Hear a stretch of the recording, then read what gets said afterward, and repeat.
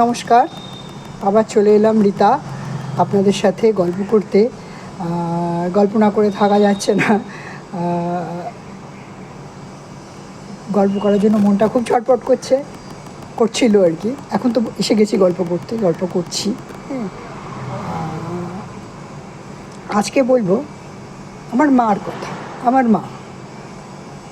মাটা বললে কিরকম গায়ের মধ্যে মা মানে শব্দটার মধ্যে এমন কিছু আছে যে পুরোটা রোমকূপে একটা সারা জায়গায়।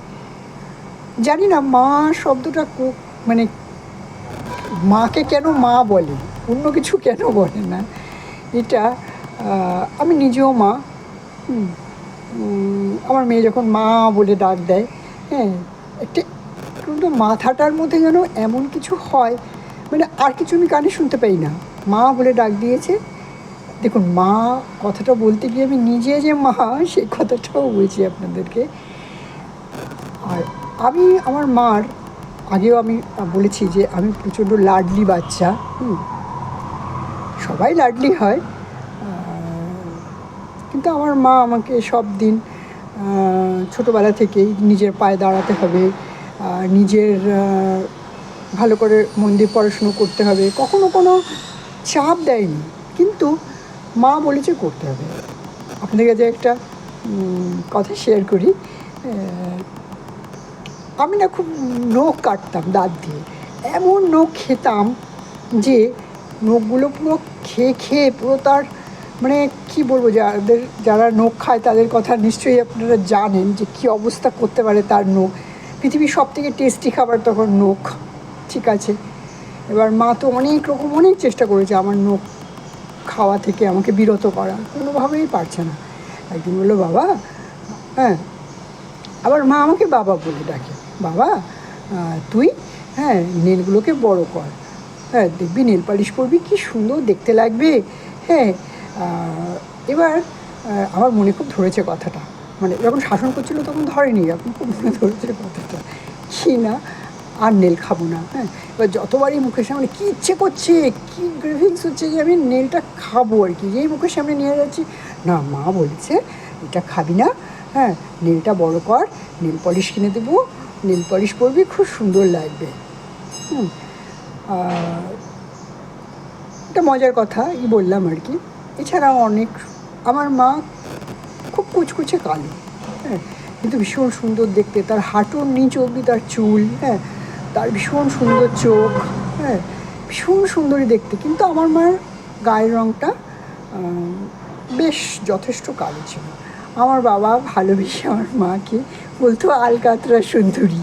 হ্যাঁ, আপনাদের সাথে শেয়ার করছি। হ্যাঁ, বাবা বেঁচে নেই, হ্যাঁ, আগের ভিডিও তো শুনেছেন নিশ্চয়ই। হ্যাঁ, আমার মা এত সুন্দর দেখতে, কি সুন্দর তার নেল, তার চুল, তার স্কিন, তার চোখ, হ্যাঁ, মুক্তোর মতো বাঁধানো দাঁত।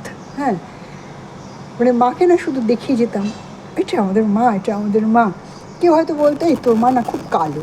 আমি যা তো ভালো, তোর মার নাক যে চ্যাপটা, আমার মার নাকটা দেখ কী সুন্দর, আমার মা কী সুন্দর দেখতে। হ্যাঁ, বাচ্চারা যেরকম ঝগড়া করার ওরকমই করতাম, সেটা আলাদা বিষয়, অন্য বিষয়। তো আমার মার কথা যেটা বলছিলাম, ভীষণ নরম সরম। হ্যাঁ, আমার বাবা যা বলতেন আমার মা অক্ষরে তাই পালন করতেন। আমার মা ভাবতেই পারতেন না যে আমার বাবা কিছু একটা বলেছেন। আমার বাবা যদি বলে যে তুমি আজকে সবজিটা এইভাবে রান্না করবে, সে যেমন যেখান থেকে যাই হোক, আমার মা ওইভাবেই রান্না করবে। তুমি কিন্তু ভাত শক্ত করবে না, আমার মা ভাত নরমই করবে। বাবা যেহেতু নরম খাবে, সবাইকেই তাই খেতে হবে। মানে আমার মার আর বাবার ভালোবাসাটা এমন, কী বলবো, সেই দুটো পায়রার মতো আর কি।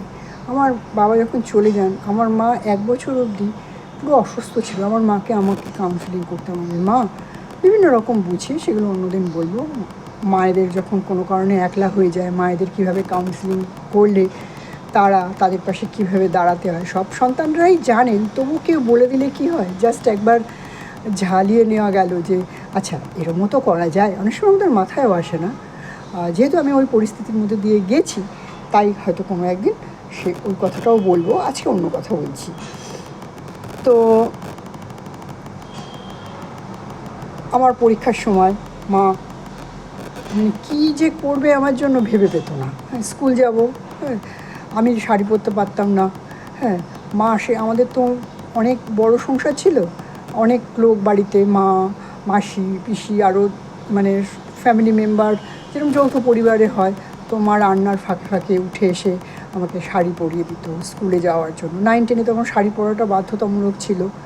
হ্যাঁ, তো তারপর চুল বেঁধে দেওয়া, আমি বিনুনি করতে পারছি না, মা তাড়াতাড়ি করে বিনুনি, আমারও একটু লম্বাই চুল ছিল তখন, এখন চুল টুল উঠে গিয়ে সব কমে গেছে, ল্যাটা চুকে গেছে, ভালোই হয়েছে কমে গেছে। তখনও অতটা চুল নিয়ে সামলাতে পারতাম না, মা দুটো মোটা মোটা বিনুনি করে দিত। হ্যাঁ, শাড়ি ইস্ত্রি করে সুন্দর করে পরিয়ে, প্লিটটা যাতে ভালো থাকে তাই জন্য মা পেছন দিকে আবার কী বলুন তো, প্লিট করে স্কুলের শাড়িটাকে 2-3টে সুতো ছুঁচ দিয়ে এমনভাবে করে দিত যাতে প্লিটটা না নড়ে, মানে শাড়িটাকে পুরো ড্রেসের মতো বানিয়ে দিত। এখন তো কত ড্রেস কিনতে পাওয়া যায়। তো মার কথা বলে শেষ করা যাবে না। এখন মা হয়ে গেছে মেয়ে, আর মেয়ে হয়ে গেছে মা, মানে আমি এখন আমার মার মা। হ্যাঁ, মা সব কিছু নালিশ যা যা কিছু আছে আমার কাছে করবে, যা যা আবদার আছে আমার কাছে করবে। হ্যাঁ, যা তার মনের কথা সারাদিন জমবে, একবার ফোন করবে, 0.5 ঘন্টা 45 মিনিট আমি যেটুকু সময় পাই যখন সেইটুকু সময় দিই। হ্যাঁ, তার সাথে ফোনে সব কথা শুনতে হবে, খুঁটিনাটি, সে তার ঘরে ইঁদুর ঢুকে গেছে সেই কথা আমাকে শুনতে হবে। হ্যাঁ, তারপরে আজকে সে কী ডাস্টিং করেছে, কী সিরিয়াল দেখেছে, কোথায় কোন রান্না দেখেছে সেটা, তারপরে কোন জ্যোতিষী কিছু বলল সেটা, সংসারে কোন জায়গাটায় কোন জিনিসটা রাখলে কোন, আজকে তুই এই দিন আজকে এটা করবি সেটা, মানে সে মানে কোটি কথা। তারপরে যখন আমি শুনতে শুনতে শুনতে আমার কানটা পুরো গরম হয়ে যাচ্ছে, আমি বলছি মা আমার না কানটা খুব ব্যথা করছে। হ্যাঁ, আজকে তাহলে এই অবধি থাক মা। ও তোর কান ব্যথা করছে, তাহলে ঠিক আছে কালকে আবার ফোন করবো। হ্যাঁ ঠিক মা, ক্রিং ক্রিং ক্রিং, মা ঠিক টাইম মতো 2-3 বার ঠিক টাইম বার করে মেয়েকে ধরে নেবে। মা মেয়ের সম্পর্ক এমন মধুর, মধুর তো বটেই। হ্যাঁ, তার সাথে মা যখন বয়স হয়ে যায়, মা তখন মেয়ে হয়ে যায়, আর মেয়ে বড় হয়ে গিয়ে মেয়ে তখন মা হয়ে যায়। হ্যাঁ, এই রসায়ন, যা কার সাথে কার মায়ের কেমন সম্পর্ক, তাদের মায়েরা কীভাবে ডিপেন্ড করে তাদের উপর, তারা কীভাবে তার মায়ের সাথে কোনো মুহূর্ত, যে মুহূর্তগুলো তাদের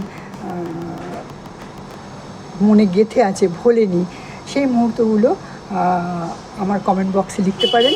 হ্যাঁ, আমারও ভাল লাগবে, আমিও জানতে পারবো আমার বন্ধুদের মায়েদের সাথে তার কেমন কী সম্পর্ক, কী কথা হতো, কী মেমোরেবল পয়েন্টগুলো রয়েছে। হ্যাঁ, আজকে এই অবধি, আবার অন্যদিন আর একটা ভিডিওতে আসবো, তখন আবার আরেকজনের কথা বলবো।